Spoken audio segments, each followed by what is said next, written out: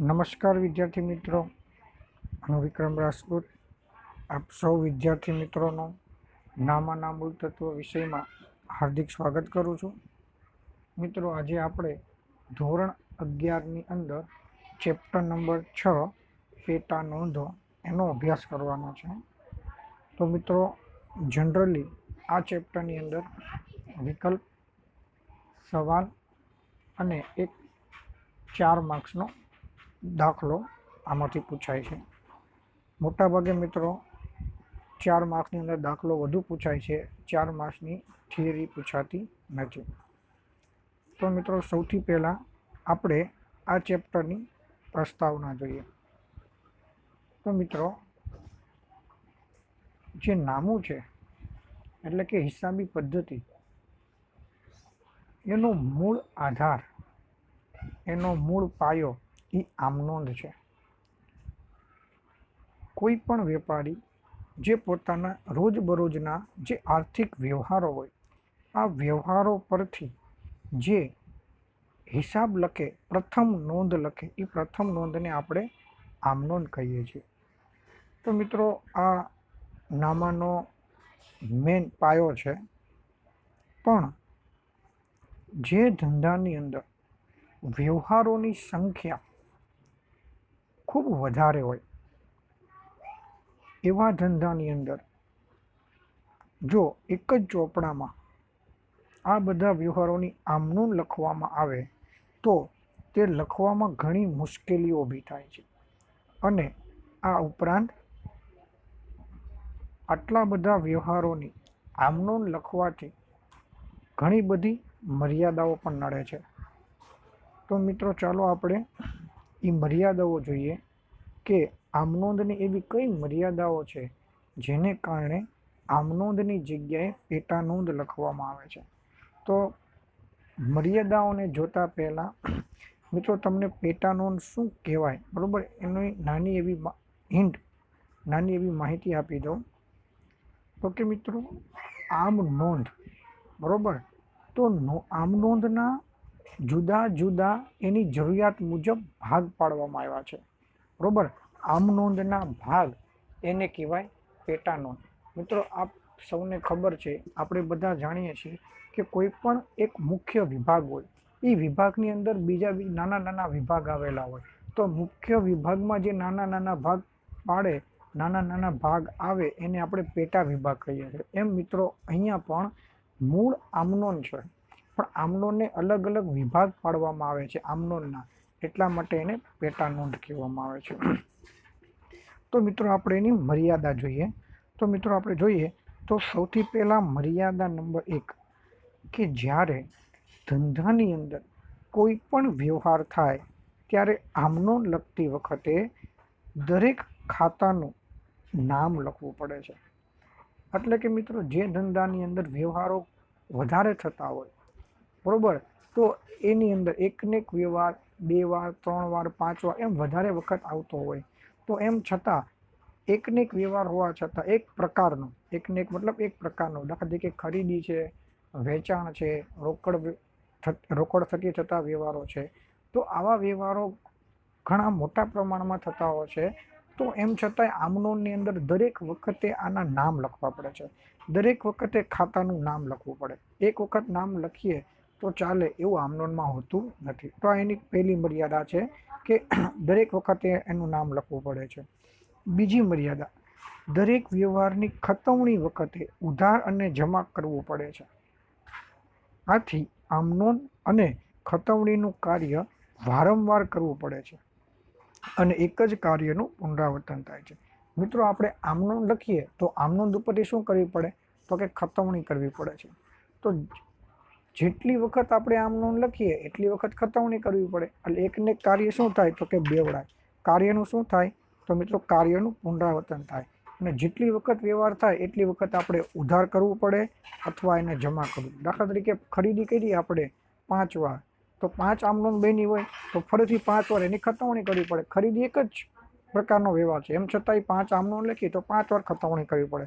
એટલે મિત્રો, જેટલી વાર આમનોંધ એટલી વાર ખતવણી, જેથી કરીને એક જ કાર્યનું શું થાય, તો કે પુનરાવર્તન થયા રાખે છે. આ એક મર્યાદા છે. મર્યાદા નંબર 3, આમનોંધનો ચોપડો ઘણો મોટો થતાં તેને સાચવવાની મુશ્કેલી ઊભી થાય છે. તો મિત્રો આપને ખબર છે કે જેટલા વ્યવહારો એટલી આમનોંધ. તો જે ધંધાની અંદર વ્યવહારો વધારે હોય તો એની આમનોંધ વધુ બને. તો આમનોંધ વધુ બને તો આમનોંધનો ચોપડો શું થઈ જાય? ઘણો મોટો થઈ જાય, અથવા ઘણા બધા ચોપડાઓ થઈ જાય. તો એ ચોપડાઓને સાચવવા પણ શું બને? મુશ્કેલ બને. કેમ? તો કે હિસાબ છે ને, એ હિસાબ એક પ્રકારનો લેખિત પુરાવો છે. એને આપણે સાચવવાનો હોય, એની જાળવણી કરવાની હોય. પણ મિત્રો આટલા બધા જો આમનોંધના ચોપડા બને તો સ્વાભાવિક રીતે આપણે સાચવવાની શું થાય? મુશ્કેલી ઊભી થાય છે. મિત્રો ચોથી મર્યાદા ખૂબ જ અગત્યની છે, જેને કારણે પણ પેટા નોંધનો ઉદ્ભવ થયો હશે. નંબર 4 એની મર્યાદા છે, આમનોંધ પરથી કેટલીક મહત્વની માહિતી તાત્કાલિક મળી શકતી નથી. મિત્રો ખૂબ જ અગત્યની આ મર્યાદા છે, જે પેટા નોંધને ખૂબ અસર કરે છે. તો શું કહે છે? તો કે આમનોંધને કારણે, આમનોંધ લખવાથી જે ધંધાની અંદર વ્યવહારો ખૂબ વધારે હોય અને આમનોંધ લખે છે, તો એની અંદર જ્યારે તમારે કોઈ મહત્વની માહિતી જોતી હોય તો તમને માહિતી તો મળે જ છે, પણ તમારા સમય મુજબ નથી મળતી, ઝડપથી નથી મળતી, તાત્કાલિક નથી મળતી. એ માહિતીને શોધવા માટે ઘણો સમય જાય છે. બરોબર? દાખલા તરીકે 1 મહિનો આપણે વ્યવહાર કર્યો, ધંધો ચલાવ્યો. હવે મારે મહિનાના અંતે જાણવું છે કે 1 મહિનામાં મેં કુલ કેટલી ખરીદી કરી, કેટલા રૂપિયાની, અને કુલ કેટલી વખત વેચાણ કર્યું અને કેટલા રૂપિયાનું વેચાણ કર્યું. તો મિત્રો આ માહિતી મને આમનોંધ ઉપરથી ઝડપથી મળી શકશે નહીં. કેમ? તો કે મારે 1 મહિનામાં જેટલા વ્યવહારને મેં આમનોંધ બનાવી છે એ બધી આમનોંધ મારે વારા પરથી જોવી પડશે. એમાં જ્યાં જ્યાં ખરીદીના વ્યવહાર હશે એ મારે અલગ કરવા પડશે, જ્યાં જ્યાં વેચાણના વ્યવહાર હશે એ મારે અલગ કરવા પડશે. પછી આ વ્યવહારોને અલગ કર્યા પછી ખરીદી કેટલી છે એ બધી રકમનો સરવાળો, વેચાણ કેટલું છે એ બધી રકમનો સરવાળો. આટલી પ્રક્રિયા કર્યા પછી મારે જે જાણવું છે 1 મહિનાની ખરીદી અથવા 1 મહિનાનું વેચાણ, એ મને ત્યાર અંતે જાણવા મળશે. બરોબર? આમનોંધમાં એવી કોઈ સુવિધા નથી કે સ્પેશિયલ ખરીદીની માહિતી તમને ડાયરેક્ટ મળે, વેચાણની માહિતી તમને ડાયરેક્ટ મળે, રોકડની માહિતી તમને ડાયરેક્ટ મળે. એટલે માહિતી મળે છે, પણ માહિતી મેળવવામાં ખૂબ સમય જાય છે, અને આપણે જરૂરિયાત મુજબ જે સમયે જરૂરી હોય એ સમયે માહિતી મળતી નથી. અને નંબર 5 મિત્રો, આ આમનોંધની છેલ્લી મર્યાદા છે કે ધંધાની અંદર જો આપણે કોઈ આંતરિક અંકુશની પદ્ધતિનો અસરકારક રીતે અમલ કરવો હોય તો એ અમલ મુશ્કેલ બને છે. બરાબર? હિસાબોનો મિત્રો એક ઉપયોગ એ પણ છે કે તમે હિસાબો દ્વારા ધંધાની અંદર આંતરિક અંકુશ રાખી શકો. પછી જે ધંધાના કર્મચારીઓ હોય, સંચાલકો હોય કે માલ સામાનનો સ્ટોક હોય, આ બધા ઉપર હિસાબો દ્વારા અંકુશ રખાતો હોય. તો આમનોંધની અંદર આવા પ્રકારની માહિતીઓ આપને ઝડપથી મળી શકતી નથી. તો આ 5 મર્યાદાઓ છે આમનોંધની, જેને કારણે પેટા નોંધનો ઉદ્ભવ થયો છે. પણ મિત્રો સાથે સાથે જો આપણે વર્તમાન સમયની માહિતીને ધ્યાનમાં લઈએ તો હવે ઘણા બધા વેપારીઓ દ્વારા કમ્પ્યુટરમાં હિસાબ લખવામાં આવે છે. અને જો આ કમ્પ્યુટરમાં હિસાબ લખવામાં આવે તો આ આમનોંધની જે મર્યાદાઓ છે એ આવી મર્યાદાઓ નહીવત થઈ જાય છે. બરોબર? આવી બધી મર્યાદાઓ ઓછી નડે છે. પછી ભલે ધંધાના વ્યવહારો ખૂબ વધારે હોય. બરોબર? તો કમ્પ્યુટરને કારણે આ પણ એક ફાયદો થયો છે, કમ્પ્યુટરમાં હિસાબ લખવાથી, કે આ બધી જે મર્યાદાઓ છે ઓછી થઈ ગયેલી. બરાબર? તેમ છતાં આમનોંધ, જે વેપારીઓ એના વ્યવહારો વધારે હોય એ આમનોંધની જગ્યાએ પેટા નોંધ પણ તૈયાર કરે છે. બરાબર? તો મિત્રો આ એની મર્યાદા હતી. ત્યાર પછીનો મિત્રો આપણે પોઈન્ટ જોઈએ તો એમાં છે પેટા નોંધનો અર્થ. તો મેં મિત્રો તમને પેટા નોંધ શું કહેવાય એની માહિતી મેં તમને નાની એવી આપી દીધી છે. તો ફરીથી મિત્રો આપણે પેટા નોંધનો અર્થ જોઈએ. તો મિત્રો અહીંયા તમને દેખાય છે પેટા નોંધનો અર્થ, એક જ પ્રકારના વ્યવહાર જે વારંવાર થતા હોય, એક જ પ્રકારના વારંવાર થતા વ્યવહારોને નોંધવા માટે આમનોંધના ચોપડાની વર્ગીકૃત નોંધો એટલે પેટા નોંધો. તો મિત્રો આ વર્ગીકૃત નોંધો એટલે શું? તો કે મિત્રો આમનોંધની અંદર આપણે જે વ્યવહાર લખીએ છીએ ને એ વ્યવહારોને લખવા માટે આમનોંધનો આપણે અલગ અલગ વર્ગ પાડ્યા છે. કે ભાઈ આ એક વર્ગ, એ વર્ગને સ્પેશિયલ નામ આપી દેવામાં આવે, એની અંદર એવા જ પ્રકારના વ્યવહારો લખાય, બીજા વ્યવહારો લખી શકાતા નથી. તો કેવા વ્યવહાર કે જે વ્યવહાર ધંધામાં વારંવાર થતા હોય, બરોબર, આવા વ્યવહારોને નોંધવા માટે, આવા વ્યવહારો જે આપણે આમનોંધમાં નોંધીએ તો એ આમનોંધમાં નોંધવાની જગ્યાએ આમનોંધના ચોપડાના ભાગ પાડી દેવામાં આવે છે અલગ અલગ વર્ગમાં. તો અલગ અલગ જે ભાગ પાડ્યા, જે વર્ગમાં વિભાજિત કર્યા, એને કહેવાય વર્ગીકૃત, અને આ વર્ગીકૃત નોંધ એટલે પેટા નોંધ. મિત્રો યાદ રાખજો, તમને આ પેટા નોંધનો અર્થ 1 માર્ક્સના સવાલમાં વારંવાર પૂછાય છે અને ઘણીવાર તમને આ માહિતી 1 માર્ક્સ તરીકે ખૂબ જ ઉપયોગી બનતી હોય. મિત્રો હજી એક એવી માહિતી જે છે તમને પેટા નોંધમાંથી વિકલ્પ તરીકે પણ પૂછી શકે, એ છે પેટા નોંધને દૈનિક ચોપડા એટલે કે ડે બુક તરીકે પણ ઓળખવામાં આવે છે. મિત્રો તો આમનોંધની આપણે જે પણ પ્રકારના વ્યવહારો લખીએ, બરોબર, એ વ્યવહારો તમારે ધંધામાં જે થાય એ રોજે રોજ જ લખતા હોય આમનોંધ. એ જ રીતે આમનોંધ છે એનો જ વિભાગ એટલે પેટા નોંધ. તો પેટા નોંધની અંદર પણ મિત્રો તમારે દૈનિક એટલે કે રોજે રોજના વ્યવહારો લખવાના હોય છે. એટલા માટે જ પેટા નોંધને દૈનિક ચોપડો પણ કહેવામાં આવે છે. મિત્રો તમને આ ખાસ 1 માર્ક્સના વિકલ્પની અંદર પૂછાઈ શકે કે નીચેનામાંથી કયા ચોપડાને દૈનિક ચોપડા તરીકે ઓળખવામાં આવે છે. તો મિત્રો તેની અંદર અલગ અલગ તમને નામ આપેલા હોય, તેમાંથી આપણે શબ્દ યાદ રાખવાનો કયો છે મિત્રો? પેટા નોંધ. બરાબર મિત્રો, હવે મિત્રો આપણે અભ્યાસ એ કરવાનો છે, આપણો પ્રશ્ન નંબર 3, પેટા નોંધના પ્રકાર એટલે શું? તો કે મિત્રો આપણે પેટા નોંધના અર્થમાં એવું જોયું કે આપણે જે આમનોંધનો ચોપડો છે એને અલગ અલગ વર્ગમાં વિભાજિત કર્યું છે. તો એવા કેટલા વર્ગ પાડ્યા છે અથવા એવા કેટલા ભાગ પાડ્યા છે આમનોંધના, બરોબર છે મિત્રો? તો એને આપણે કહીશું પેટા નોંધના પ્રકાર. તો મિત્રો આપણે આમનોંધ ઉપરથી જે ભાગ પાડ્યા એ કુલ 4 ભાગ પાડેલા છે. આમનોંધના કેટલા ભાગ પાડ્યા? 4. તો એના આધારે આપણે એવું કહીએ કે પેટા નોંધના પ્રકાર કેટલા? તો કે 4. મિત્રો પહેલા પ્રકારનું નામ છે રોકડ મેળ. પહેલા મિત્રો આપણે પ્રકાર જોઈએ અને પછી એમાં જોઈએ કે એની અંદર કેવી માહિતી આવે. તો પહેલો પ્રકાર છે એનું નામ રોકડ મેળ. બીજો પ્રકાર છે એનું નામ છે માલ અંગેની પેટા નોંધ. ત્રીજો પ્રકાર હુંડી અંગેની પેટા નોંધ અને ચોથો પ્રકાર ખાસ આમનોંધ.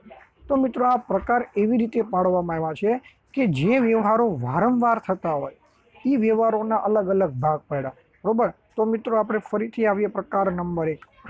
આ પ્રકારની અંદર આપણે કયા કયા વ્યવહારો લખવાના હોય? તો મિત્રો વ્યવહારો બધા એ જ છે કે જે આપણે આમનોંધમાં લખીએ છીએ, પણ આમનોંધની જગ્યાએ જે વર્ગ પાડ્યો એ વર્ગને પણ ચોક્કસ નામ આપ્યું છે, બરોબર? એને અનુસંધાનમાં એને લગતા વ્યવહારો હોય તો જ એની અંદર લખવાના, નહીતર એની અંદર લખવાના નહીં, એના માટે બીજો વિભાગ હોય. તો મિત્રો પહેલો ભાગ છે પેટા નોંધનો પહેલો પ્રકાર છે રોકડ મેળ. તો મિત્રો તમને આ શબ્દ ઉપરથી જ ખબર પડી જાય કે આની અંદર કેવા વ્યવહારો લખાતા હશે. તો મિત્રો આપને ખબર છે અલગ અલગ પ્રકારના વ્યવહારો હોય ને, રોકડ વ્યવહાર હોય, ઉધાર વ્યવહાર હોય, રોકડ અને ઉધારમાં પાછા માલના વ્યવહારો હોય, મિલકતના વ્યવહારો હોય, ઉપજ ખર્ચના વ્યવહારો હોય, દેવું અને લેણું એના વ્યવહારો હોય, બરોબર? તો આ વ્યવહારોને ધ્યાનમાં રાખીને પ્રકાર પાડ્યા છે. તો મિત્રો રોકડ મેળ, તો પહેલો શબ્દ તમને દેખાય રોકડ. તો મિત્રો આની અંદર તમામ પ્રકારના રોકડ વ્યવહારોની નોંધ કરવામાં આવે છે. કોઈ પણ જાતનો રોકડ વ્યવહાર હોય, પછી માલનો રોકડ વ્યવહાર હોય, મિલકતનો હોય, ઉપજનો હોય કે ખર્ચનો હોય, એક જ શરત કે વ્યવહાર રોકડેથી થયેલો હોવો જોઈએ. મિત્રો આની અંદર તમને રોકડ મેળના પ્રકારો પણ આપેલા છે, પણ આ રોકડ મેળનું અલગ ચેપ્ટર છે, બરોબર? એની અંદર આપણે રોકડ મેળના પ્રકારો વિશે પણ ડિટેલમાં ચર્ચા કરવાની છે. તો અત્યારે માત્ર રોકડ મેળ એક એવો પ્રકાર યાદ રાખવાનો છે. પણ મિત્રો હા, તમને સાથે સાથે બીજી પણ એક અગત્યની માહિતી આપી દઉં કે આમનોંધનું આપણે જે વિભાજન કરીએ છીએ, વર્ગ પાડીએ છીએ, તો એને આધારે જે હિસાબો તૈયાર થાય એ હિસાબો ખૂબ જ મોટા હોય છે. એટલે એક જ ચેપ્ટરની અંદર આ 4 ભાગોને સમાવી શકાય નહીં. એટલે મિત્રો આપણે જે 4 પ્રકાર પાડ્યા છે ને, એ 4 પ્રકારની માહિતી આ ચેપ્ટરમાં નહીં, અલગ અલગ ચેપ્ટરમાં બનાવીને મૂકેલી છે. દાખલા તરીકે મિત્રો રોકડ મેળ છે ને, એ આની પછીનું ચેપ્ટર છે રોકડ મેળ. એની અંદર રોકડ વ્યવહારોને કઈ રીતે લખવા એની નોંધ આપેલી છે, બરોબર? નંબર મિત્રો 2, માલ અંગેની પેટા નોંધ. તો મિત્રો તમને કહી દઉં કે આપણે જે અત્યારે ચેપ્ટરનો અભ્યાસ કરીએ ચેપ્ટર નંબર 6 એની અંદર તમારે આ બીજા પ્રકારની પેટા નોંધ ભણવાની છે. પહેલા પ્રકારની પેટા નોંધ, ત્યાર પછીનું ચેપ્ટર છે ચેપ્ટર નંબર 7 અને ચોથી પેટા નોંધ છે મિત્રો ખાસ આમનો એના પછીના ચેપ્ટરમાં. બરોબર છે. હુંડી અંગેની પેટા નોંધ. બરોબર, આ વ્યવહારો મિત્રો હવેના સમયમાં ખૂબ ઓછા થાય છે. બરોબર, તો એને લગતું કોઈ ચેપ્ટર આપણા અભ્યાસક્રમમાં પહેલા ભાગમાં મૂકેલું નથી. તો મિત્રો આપણે બીજો પ્રકાર જોઈએ, માલ અંગેની પેટા નોંધ. તો આ વિભાગની અંદર મિત્રો શું લખાતું હશે? તો તમને મિત્રો સ્પષ્ટ શબ્દ આપી દો છે માલ. તો મિત્રો જે વ્યવહારની અંદર માલની લેવડ દેવડ થતી હોય એવા તમામ વ્યવહારો આ પેટા નોંધની અંદર નોંધાય છે. તો મિત્રો આની અંદર કયા વ્યવહાર નોંધાય? તો કે મિત્રો માલની ખરીદી હોય, માલનું વેચાણ હોય, અથવા ખરીદેલો માલ પરત કરવામાં આવે તો એને ખરીદ પરત કહેવાય, અને વેચેલો માલ પરત આવે તો એને કહેવાય વેચાણ પરત નોંધ. તો મિત્રો બીજી પેટા નોંધમાં આટલા પ્રકારના વ્યવહાર નોંધાય, 4 પ્રકારના: ખરીદ નોંધ, વેચાણ નોંધ, ખરીદ પરત અને વેચાણ પરત. પણ મિત્રો ખાસ યાદ રાખવાનું છે, ખરીદી, વેચાણ, ખરીદ પર અને વેચાણ પરત, તો આ 4 વ્યવહાર રોકડેથી પણ હોઈ શકે અને ઉધાર પણ હોઈ શકે. તો મિત્રો જો રોકડેથી હોય તો રોકડ મેળમાં નોંધાશે. આપણે જોઈ ગયા પહેલો પ્રકાર રોકડ મેળ. કોઈ પણ પ્રકારનો મેં કીધું ને, માલ હોય, મિલકત હોય, ઉપજ ખર્ચ, રોકડથી લેવડ દેવડ થાય એટલે રોકડ વ્યવહાર એ રોકડ મેળમાં નોંધાય. તો મિત્રો આની અંદર માત્ર ને માત્ર ઉધાર વ્યવહારની નોંધ થાય. માલની ઉધાર ખરીદી હોવી જોઈએ, માલનું ઉધાર વેચાણ હોવું જોઈએ, માલ પરત કર્યો એના નાણાં પણ ઉધાર હોવા જોઈએ, અને વેચેલો માલ પરત આવે તો પણ એ ઉધાર નોંધ હોવી જોઈએ. એટલે આની અંદર માત્ર કયા વ્યવહાર નોંધાય? માલના ઉધારના. ત્રીજો પ્રકાર છે મિત્રો જેને કહેવાય હુંડી અંગેની પેટા નોંધ. તો આની અંદર મિત્રો માત્ર ને માત્ર હુંડીની લગતી માહિતી લખવામાં આવે. 2 પ્રકારની હુંડી છે, લેણી હુંડી અને દેવી હુંડી. તો મિત્રો બીજા ભાગની અંદર બીજો ભાગ છે આપણો એકાઉન્ટનો, એની અંદર લેણી હુંડી અને દેવી હુંડીને લગતું એક ચેપ્ટર છે, હુંડી નોંધ. તો એની અંદર આપણે હુંડી વિશેની સંપૂર્ણ ડિટેલ ભણવાની આવશે. અત્યારે માત્ર હુંડી અંગેની પેટા નોંધ આવું ખાલી મિત્રો યાદ રાખવાનું છે. અને નંબર 4 છે ખાસ આમ નોંધ. તો મિત્રો જે વ્યવહારો ઉપરની 3 પેટા નોંધમાં લખાતા નથી એ વ્યવહારોને નંબર 4 ખાસ આમ નોંધમાં લખવામાં આવે છે. કેવા પ્રકારના વ્યવહારો કે જે ઉપરની 3 પેટા નોંધમાં નથી લખાતા? તો પહેલી પેટા નોંધમાં રોકડના વ્યવહારો છે, બીજી પેટા નોંધમાં માલને લગતા વ્યવહારો છે, ત્રીજીમાં લેણી હુંડીના, અને ચોથા હવે જે પ્રકારના વ્યવહારો વધ્યા હોય, દાખલા તરીકે મિલકતનો વ્યવહાર પણ કેવો? ઉધાર. રોકડ હોય તો રોકડ મેળમાં જાય, પણ ઉધાર હોય તો ઉપરની 3માં ક્યાંય ન લખાય, તો ખાસ આમ નોંધમાં જાય છે. બરોબર. ત્યાર પછી દેવાનો વ્યવહારો હોય કે લેવાનો હોય. લેણાનો, દેવાનો એટલે કે ભાઈ ચૂકવવાનું બાકી હોય, બરોબર. લેણાનો એટલે કે મળવાનું બાકી હોય, અગાઉથી મળેલ હોય, અગાઉથી ચૂકવેલ હોય, બરોબર. તો આ રીતે મિત્રો ખાસ આમ નોંધની અંદર જે અન્ય પેટા નોંધ એટલે કે પહેલી રોકડ મેળ, માલની પેટા નોંધ અને હુંડી અંગેની પેટા નોંધ, આ 3માંથી જે વ્યવહારો નથી નોંધાતા, બરોબર, એ તમામ પ્રકારના વ્યવહારો ખાસ આમ નોંધ. મિત્રો ખાસ આમ નોંધના ચેપ્ટરની અંદર વધારે ડિટેલમાં આવશે કે કયા કયા વ્યવહારો એમાં નોંધાય છે. પણ આ ચેપ્ટરમાંથી એક વિકલ્પ તરીકે અથવા સવાલ તરીકે તમને પૂછી શકે છે કે એક વ્યવહારનું નામ આપી દે અને આ વ્યવહાર કઈ નોંધમાં નોંધાય, તો એ જવાબ ખાસ આમ નોંધ આવે છે. એટલે આપણે આ ચેપ્ટર પરથી એવું યાદ રાખવાનું કે જો મિલકતનો ઉધાર વ્યવહાર હોય, કયો? મિલકતનો ઉધાર વ્યવહાર હોય તો કઈ પેટા નોંધમાં નોંધાય? તો મિત્રો મિલકતનો ઉધાર વ્યવહાર છે એ ખાસ આમ નોંધમાં નોંધાય. બરોબર. તો મિત્રો આ હતા આપણા પેટા નોંધના અલગ અલગ 4 પ્રકાર. તો મિત્રો તમને આ સવાલ 1 માર્ક્સમાં પણ પૂછાઈ શકે કે પેટા નોંધના પ્રકાર જણાવો, અથવા તમને વિકલ્પમાં પણ પૂછાઈ શકે કે પેટા નોંધના કુલ કેટલા પ્રકારો છે. બરોબર છે મિત્રો. તો અહીંયા આપણે પેટા નોંધની માહિતીઓ જોઈ. હવે મિત્રો નેક્સ્ટ લેક્ચરમાં આપણે માલ અંગેની પેટા નોંધનો વિસ્તૃત અભ્યાસ કરવાનો છે. બરાબર મિત્રો. નમસ્કાર.